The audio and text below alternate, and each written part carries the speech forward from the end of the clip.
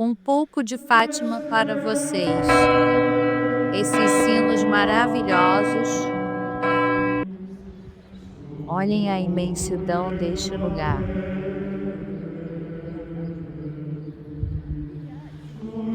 No altar, a coroação de Nossa Senhora. Mais um pouquinho para vocês verem o lugar que transmite tanta paz. Me emociona.